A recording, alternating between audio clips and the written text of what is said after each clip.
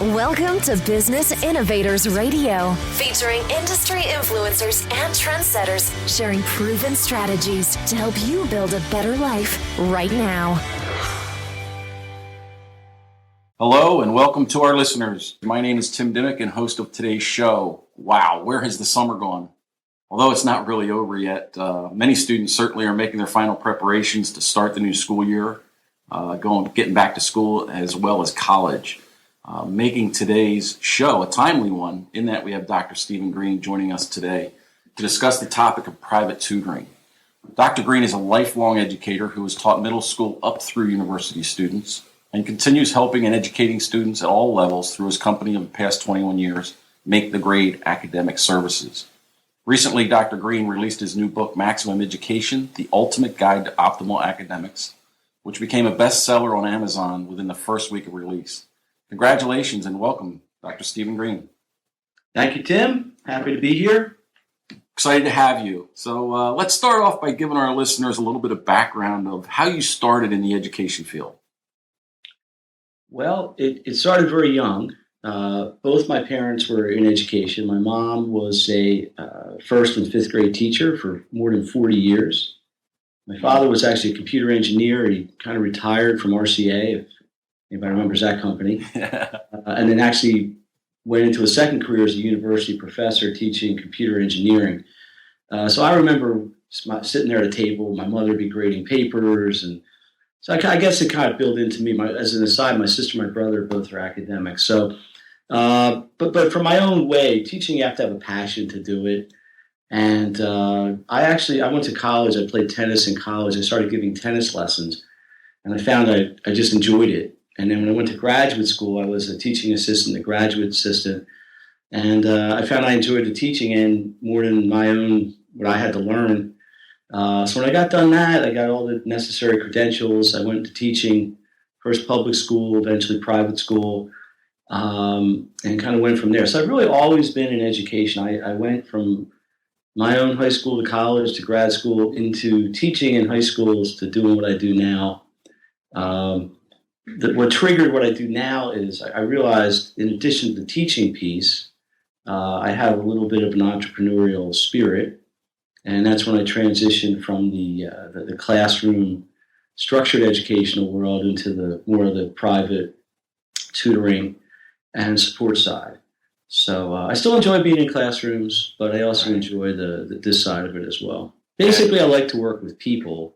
Right. To see people succeed, and this is a nice way to get that kind of gratification.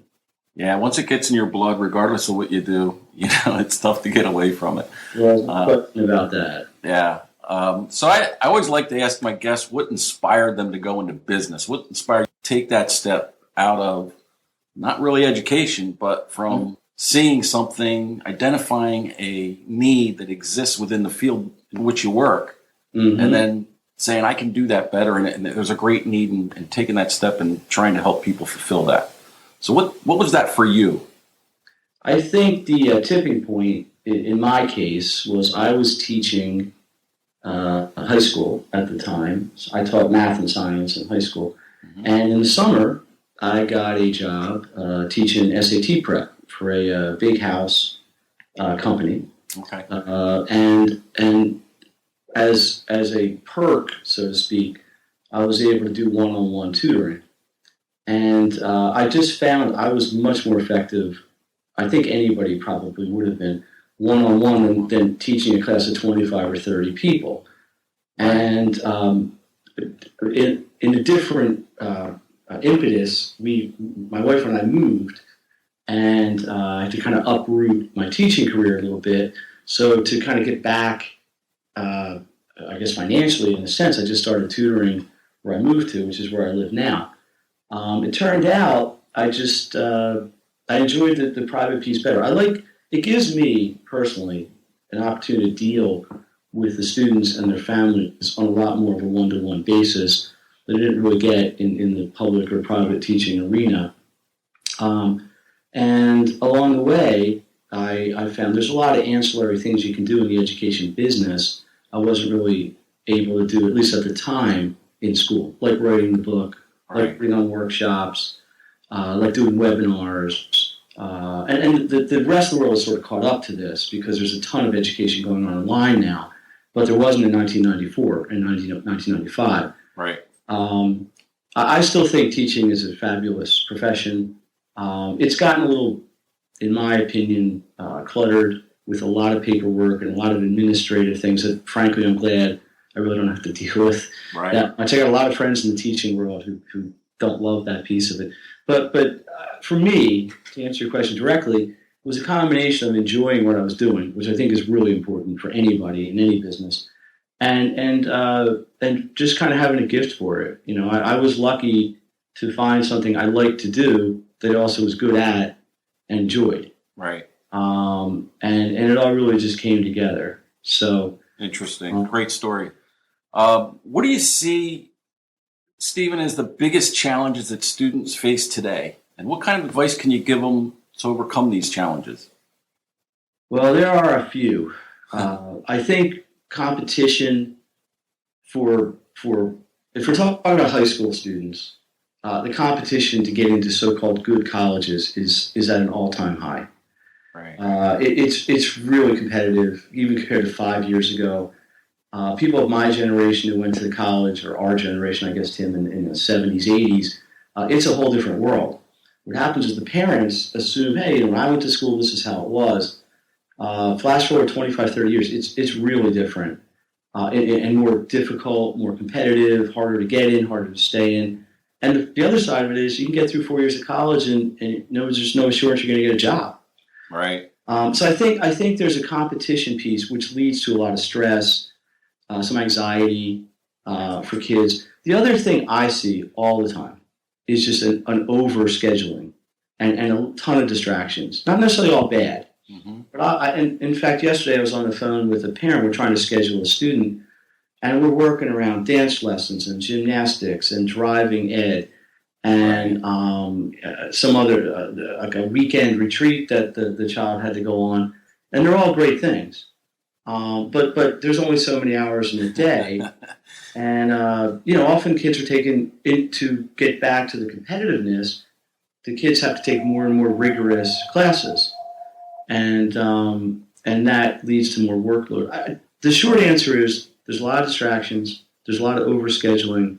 And I think all this, combined with the ultimate goal of getting into college, good college, it just leads to a lot of stress. Right. And, that's what I see. Yeah. And I'm sure, going back to the point that you made about, our generation versus today's generation and what it took when we were there versus now, mm-hmm. Most people probably don't even realize that until it's game time. Well, they it's interesting. I work with a lot of kids through high school as they go into college, and it's funny when you see the parents with the first kid. Right. And we think, how do we study for the SAT? What do we do? And where do we go on interviews? And what do you say in interviews? And everything's new. And then you get to the second and third kid, and they're like, we're not going to go on a campus visit. They got it down. I'm kind of half joking, but it's almost like the joke about, the family album where you got the first baby where there's, 75 pictures every second. And then, by the fourth kid, you're 50 feet away in a field. No, it's not a criticism of the parents at all. It's just, typically the parents are driving the process to some degree, although there are a lot of independent young kids out there. And they're projecting what they knew in their time onto what they believe is also true now. And it just really isn't the case. One aside is there's a lot more options now. Historically, the track was go to middle school or junior high school, go to high school, go to a good college, get a job in the corporate world. You're successful. It's like the company man philosophy that worked in the 50s, I guess, in the 60s. There's so many more options now. There's the traditional college. There's like the trade colleges. There's just a lot more options for people out there. And the whole key is strong preparation. Right. And that's really where a lot of other allied professionals, but that's where we come in. Right. So getting into the, tutoring aspect, what are some of the consequences that you will most often witness when you see students that are falling behind, not taking the steps to get that extra help or guidance that they really need Mm-hmm. to excel? What's the process? Or what do you witness in as far as where it starts and where it ends if they don't get that help? Well, from the practical standpoint, the grades drop, which has all sorts of fallout. But from more of a personal standpoint, assuming the kids care, because truthfully, there's a few out there that just aren't that motivated scholastically, it's stressful. And I think what bothers students a lot is when they feel that they're trying. I studied 3 hours for this test and I still got a 71. Right. There could be a number of reasons for that. But falling behind in anything, it's so much harder to catch up. Right. Because let's say you fall behind in math class or algebra or whatever, and if you don't know what's going on presently in the lecture because you didn't understand the week before, it's almost a useless exercise to sit there during the class. Then you go home, try to do the homework, and you got the same kind of issue. Yeah. So falling behind is not a terrible thing. It happens constantly. It's Sure. just a matter of catching up. But when you can't catch up, then you're unable to work at your full potential in the present, and then you got double the work to do to catch up. Here's the solution. The solution is to understand what you want your outcome to be before you start. In my tutoring world, planning is really big. Goal setting. Where do we want to be in 2 weeks, 3 weeks, 4 weeks, 1 week, a year, whatever. In order to plan properly, we need to figure out where you're at. So I run people through some stages. We do an assessment. Where are you presently? What are you good at? What are you challenged by? Where are you compared to where you're supposed to be? And in some cases, this may be multiple things. They may have multiple classes and what have you. Based on the assessment and the time horizon, we set up a plan. And then the idea is to execute the plan. Now, in a lot of cases, I'll see kids once a week, twice a week, and things are moving around us anyway. So Sure. so in other words, we may plan to be somewhere, but during the course of that week, they may have gotten a ton of work that we didn't anticipate, or a test announced that we didn't know about at the present time. So there's a constant amount of reassessment. Sure. But we still stay pretty much true to the end goal. So I think having that end goal is really big. And it's one of the things I talk about a lot in the book, which we can get to a little bit later. Yeah.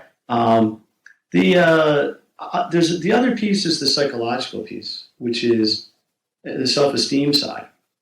When there's a couple different kinds of students, grossly speaking, but the ones I tend to work with often are ones who have often done well, all of a sudden hit a rough patch and really don't know how to deal with it because they haven't encountered any point where they had to struggle. Right.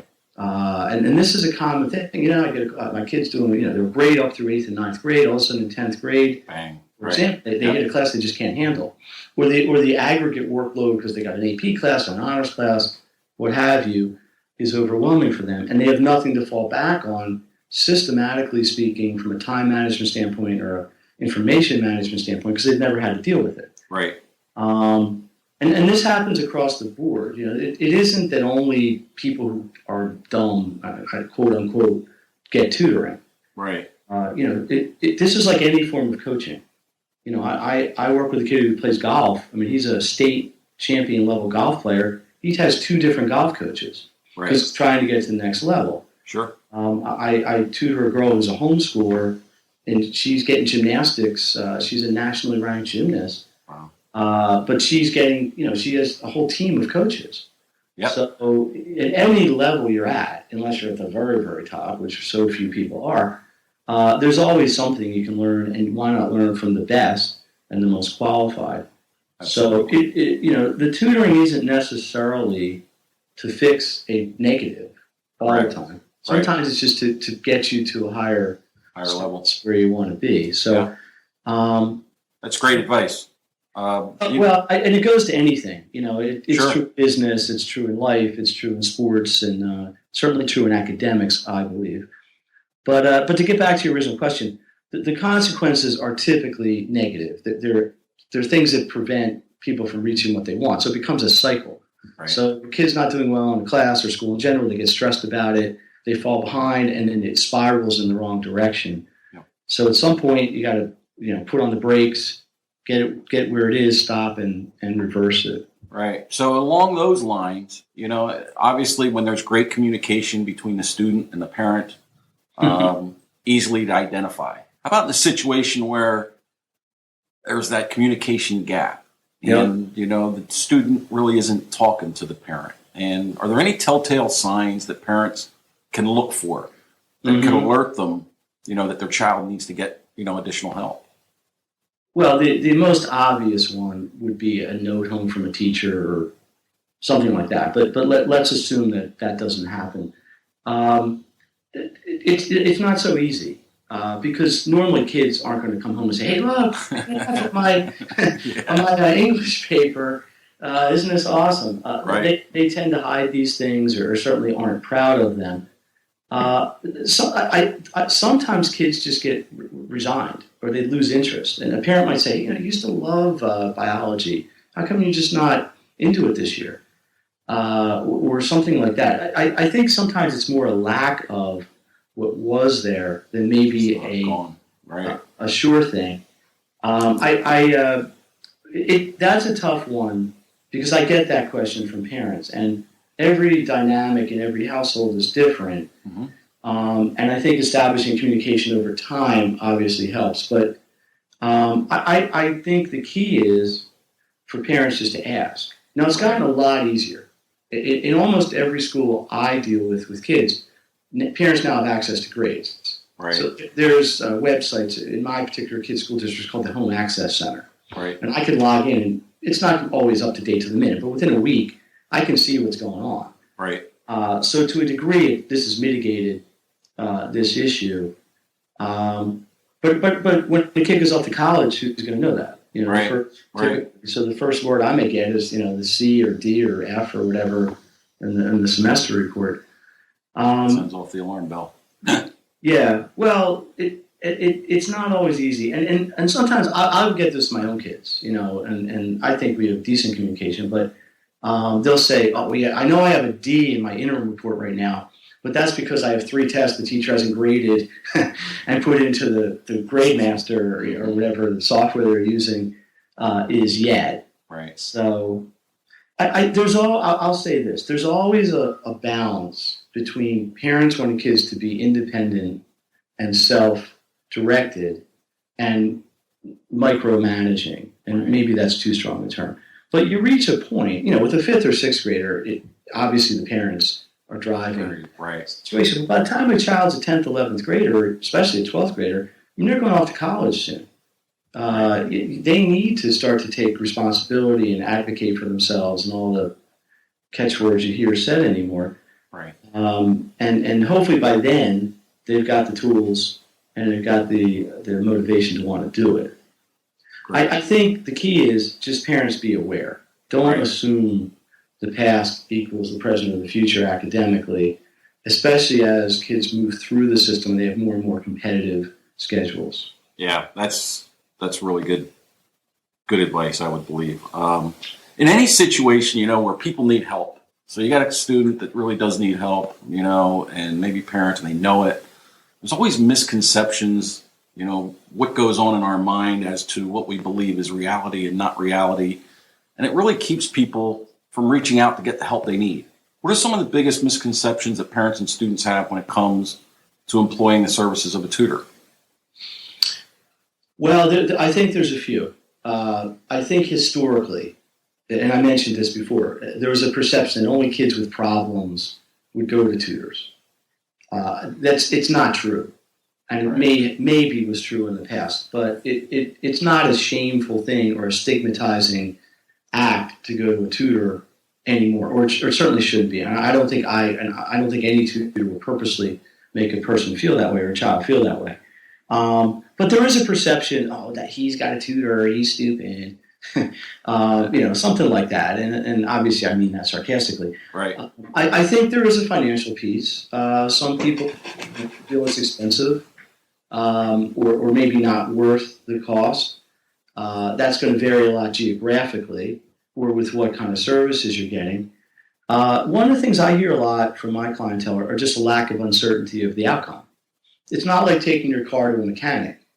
Oh, you need a new air filter. They replace the part and you're good, right? Yeah, right. I wish I could get a kid in here and turn a screw and pull out a part and put a new part in, and we're running purring like a kitten. Right. So sometimes people will say, all right, well, if we come for 6 or 8 weeks, can you guarantee blank? Right. And I don't. There are companies out there that will, but we're dealing with a human commodity here. We're dealing with people. Right. I can guarantee I'll do my best to give them the tools and give them the information I think is going to help them. But that lack of certainty is troubling to people sometimes, and I think fairly. Right. So if you combine, this may be expensive, and we're not sure if it's going to work, and I'm kind of saying this from a negative viewpoint, and we don't want the kid to get stigmatized, it doesn't paint a very positive picture. If you look at it like, look, we're going to invest in our child because we know no matter what we do, they're going to be better off, and we're trying to give them all the help we can get, no matter what it is. That's the positive spin on it. Right. Well, I also think, you've got a number of programs, and until people hear the options that exist and absolutely true. What's available to them, that they can sort of get that feeling of this is going to help. You've got a lot of programs put together, different ones to help your students. Can you elaborate on a few of those and the benefits they provide? Well, yeah. To kind of transition into that, as I said before, the phases of the program, the first one's assessment. Part of the assessment phase is setting up goals, which would be actually set up in the planning phase. But that's what answers a lot of challenges and objections people have. Basically, my main focus as an educator is on one-on-one individualized tutoring.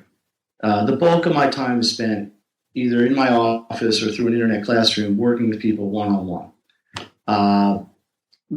Depending on the week, maybe 20% of the time, I have small groups, and occasionally I'll do a larger class. To me, a small group is 4 or 5 or less.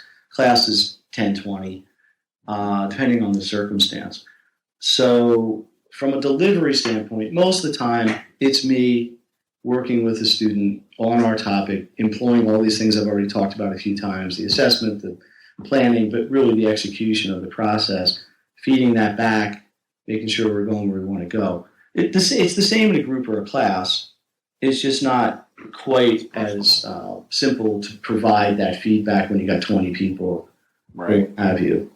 Can you share with us one of your most memorable experiences helping a student?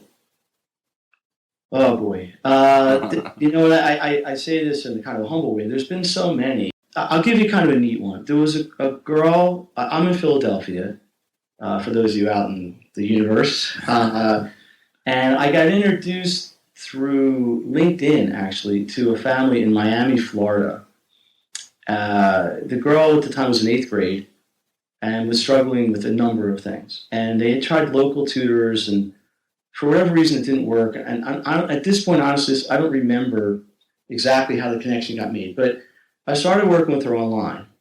And over 5 years, we went through pretty much every high school topic she had, mostly in math and science. I mean, algebra, geometry, pre-calc, calculus, biology, chemistry, physics, everything. We also did the whole test prep battery, SATs, ACTs, and then I ultimately helped her with her college essay. So and all this time I'd never met her, ever. Wow. We, through Skype and various technologies, had spent a lot of time together. And last year, around Thanksgiving, her whole goal in life was to go to Miami, University of Miami. She calls me up and, oh my God, I got into University of Miami. I'm going, it's official. I'm not even applying anywhere else. I am so psyched. And, at this point, I still never met her. Right. And it turned out, of course I'm happy because I'm living vicariously all the successes through my students. But it turned out on the family trip, we were going to South Florida that Christmas break. Oh, wow. And I said, listen, I'm going to be down in your area. Maybe, we can connect. And it actually happened. Nice. And so we met at a restaurant. We ended up having dinner. It was really cool.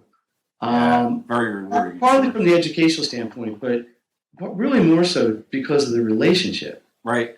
And I think anybody who's been in education, this is really where the rubber hits the road. And every teacher always has favorite students, and probably ones that stand out for the wrong reasons in their history. Right. But that was a long, that was a 4 or 5. This was a 5+ year relationship. And she's starting. Actually, they go next week. Nice. So this is kind of right in the present also too. So Yep. She sent me a whole bunch of texts in the last couple. Starting, I have this. I'm going to need your help. I'll go anywhere. That's great. There's been a lot of stories I could probably tell like Yeah. that, mostly on a smaller scale. Yeah. But the most gratifying thing really is seeing kids reach their goals. Yeah. And sure. but sometimes, listen, that's not always a giant thing. I have kids that are failing. Their goal is to get a C. Right. And I in a way, get just as excited about a kid who gets a 72 when they be getting 50s. Sure. As a kid who gets a 98 when they be getting 80s. Yep. And, with this all comes, you talk about it, confidence, Absolutely. Confidence plays such a major role. So it's great stories. I love to hear the stories of people in their businesses. And, like you said, that's where the rubber meets the road. It definitely does. The experience, it's the reward in it all. Well, it's cliche to say this is what makes it all worthwhile because Sure. I'm in a profit mode of business to a degree as well. But these are the things that happen, and you cultivate these relationships. And this girl has also referred a lot of people to me. So it's just really cool. Right. One thing I would add, I guess, is that I think whether it's tutoring or otherwise, you have to set up an expectation for what you think people can achieve, right? Sure. And I think that's part of what I do that maybe separates me from the crowd a little bit. It's just saying to a student, listen, you can do this. You're struggling now, and you're going to struggle along the way, but that doesn't mean you can't achieve what you want with the right amount of preparation, the right amount of work, and whatever. So there's a lot of psychology, Sure. motivational psychology, a little bit of cognitive psychology, which is part of my academic background. I didn't get into. Gotta believe you can do it. That goes into it, right? And it's not just a rosy glasses kind of thing. Just think positive, think positive. Yeah, there's functionality to this as well. So I do have a background in educational psychology, so I bring some of that into this. I don't really want to get sidebarred on that. But a lot of the stuff in the book is based on educational and psychological science subtly. I don't really point it out completely. But, and in wrapping up, I wanted to actually bring that up. First off, I wanted to congratulate you on your latest book, Maxim Education, for our listeners, The Ultimate Guide to Optimal Academics. yes. The fact that it hit #1 bestseller in 2 categories. The first week it debuted on Amazon. Yep. That's awesome for you. Congratulations. Tell us what inspired you briefly to write the book and what it offers as we wrap up. The book basically was a compendium of what I've been doing with students for several years. It covers 3 things, basically: time management, information management, and putting it all together in a comprehensive study plan. And what had happened was over, I don't know how many years, I would be working with somebody, and I'd make something on Word or something and print it out and give it to them, or I'd handwrite it, and eventually I'd scan it. And what I started to do was because I was constantly copying them or printing them out, Sure. it was inefficient. So a couple of years ago, I put together basically a manual, I guess, of all these pages, and I made one master copy of it, put it in a 3-ring binder, and then when somebody needed it, I would just run it through my copier. And then somebody said to me, "Why don't you write a book?" And I said, "Well, I don't want to write a book. That's work." And they said, "Well, no, you've got so much stuff. Just make it a book." Sure. So what I did was I took all this functional academic stuff and narrated around it, gave a lot of the rationales for it before and after, and essentially that became the book. I learned as I wrote it that there's some rules to writing books about you can't just have pictures of things in it. Right. So there's a voice. You have to have a voice, right, Tim? So the problem with what was like some of the things were written 5 years ago, some 4, some 3. So the voice wasn't consistent. So I had to go back around and do that. But what motivated me to do it was really to have it as a tool for my students. Great. So basically that was the original impetus. Yeah. As I started to write it and got into it, I realized very quickly there was a much broader market. I'm in a good year, I'll see 200-300 students. That's only so much bandwidth I have. There's millions of kids in Sure. middle, high school and college that sort of take on a life of its own a little bit. But the core information in the book, honestly, I think is very good. It's what students need, no matter what level they're at. Right.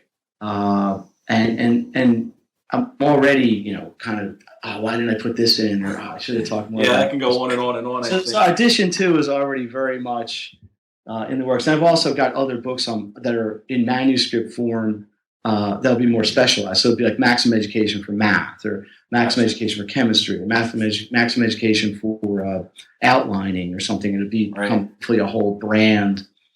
Well, that's exciting. Listeners, yeah. You've got a chance to keep watching Dr. Stephen Greene and see all these books come out. Yeah, well, you can say you were there when it all began. Right? There you go.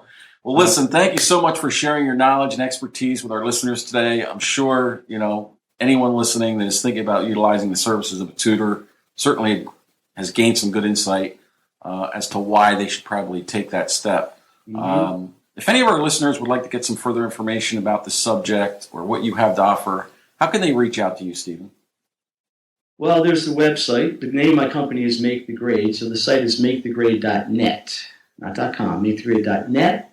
Okay. I pick up the phone. I'm old school that way. 215-540-TEST, which is 215-540-8378. I also have, if you're a Facebook person, a community on Facebook. So if you went to Facebook and search Make the Grade, you'll see my business page, which is very much of an interactive. People can come on there and ask questions or give feedback, what have you. So I would invite people to go on there and like the page and interact there as well. Again, I appreciate your time and taking the time to meet with us today. And it's been a great experience. So we look forward to following the success of your books and your continued success in your business. Thanks again. Tim, thanks for having me. And I look forward to keeping in touch with you. Thank you.